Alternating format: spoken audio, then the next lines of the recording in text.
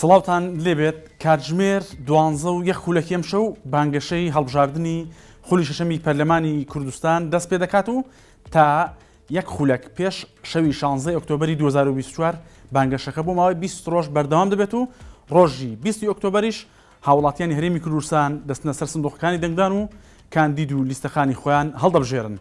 ئێمە لە 1964 کۆمەڵێک داتای ورد و زانیاری وردمان لەبارەی ئەم هەڵبژاردنەوە بۆ ئامادە کردوون.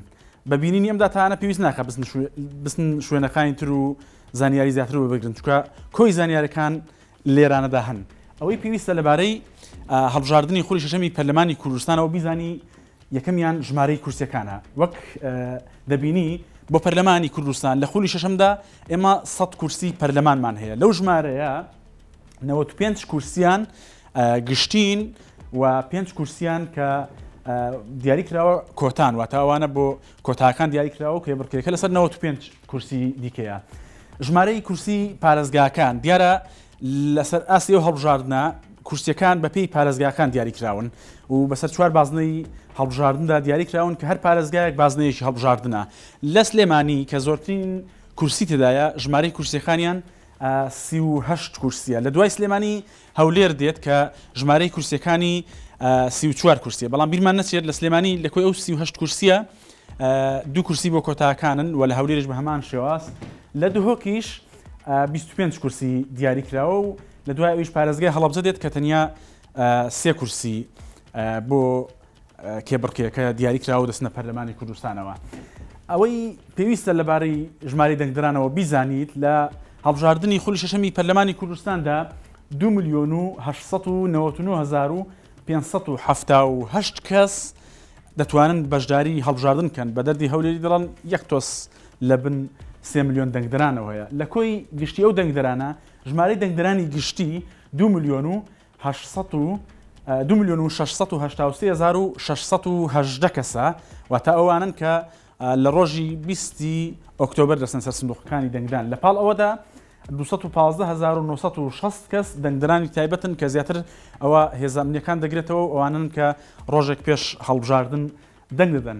ئێمە زیاتر زانیاریمان بۆ هێناون و لەبارەی لیست و کاندیدەکانیش بە هەمان شێواز کۆمەڵێک زانیاری و داتایی وردمان هەیە. یەکێک لەوانە کاندیدە پەسەندکراوەکانن واتە لەو هەڵبژاردنەدا لەکوی هەر چوار پارێزگاکە 1197 کاندید کێبڕکێ دەکەن بۆ بردنەوەی 100 کورسی پەرلەمانی کوردستان. لە هەمان کاتدا لیستە پەسەندکراوەکان 136 لیست لە هەڵبژاردننی ئەم جارەدا بوونیان هەیە و لەبارەی کاندیدی پێکهاتەکانیشەوە کە 5 کورسیان بۆ دیاریکراوە 38 کاندیدن کە 20یان کاندیدی تورکمانەکان و 18یان کاندیدی کریستیانەکانن. ژمارەی کاندیدەکان بەپێی پارێزگاکان وەک باسمان کرد هەر پارێزگایەک لەسەر ئاستی بازنەیەک دیاریکراوە. لە هەولێر 395 کاندید کێبڕکێ دەکەن بۆ بردنەوەی 34 کورسی پەرلەمانی کوردستان. لە سلێمانی ململانەیەکەتیدا گەرمە ژمارەی کاندیدەکان زۆر زۆرن و 16 کاندید لەسەر ئاستی حیزبەکان و کاندیدی فەردی و کاندیدی پێکهاتەکان هەیە ململانە دەکەن بۆ بردنەوەی 38 کورسی پەرلەمانی کوردستان. لە دوهۆک 266 کاندید کێبڕکێ دەکەن بۆ بردنەوەی 25 کورسی پەرلەمان و لە هەڵەبجەش 54 کاندید لە ڕکابەریدا دەبن بۆ بردنەوەی 3 کورسی پەرلەمانی کوردستان. ژمارەی کاندیدەکان لە ڕووی ڕەگەزیەوە دیارە هەردوو ڕەگەزی نێر و مێ لە هەڵبژاردنەکەدا کاندیدیان هەیە.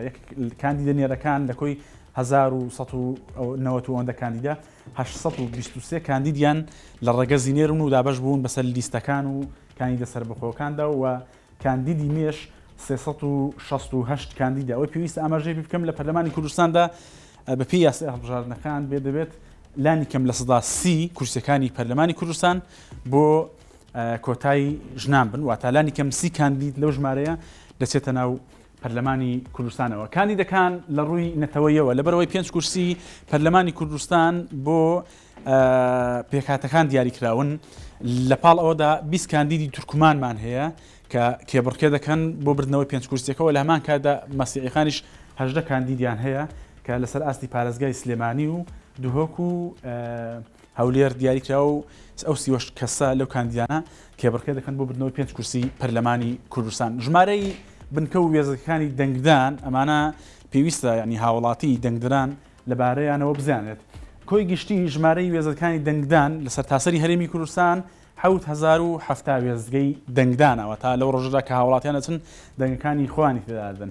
کۆی گشتی ژمارەی بنکەکانی دەنگدان 1431 بنکەی دەنگدان هەیە لە هەرێمی کوردستاندا و لەگەڵیشدا بنکە و وێزەکانی دەنگدانی گشتیمان هەیە لەگەڵ بنکە و وێزگانی دەنگدانی تایبەت.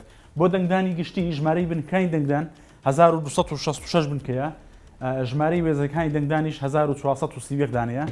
بنکەی وێزەکانی دەنگدانی تایبەت بۆ بنکەی دەنگدان 165 بۆ وێزگەی دەنگدانیش 749 وێزگەیە و سێ وێزگەی دەنگدانی VIPش لە هەولێر و سلێمانی و بەغدا هەیە.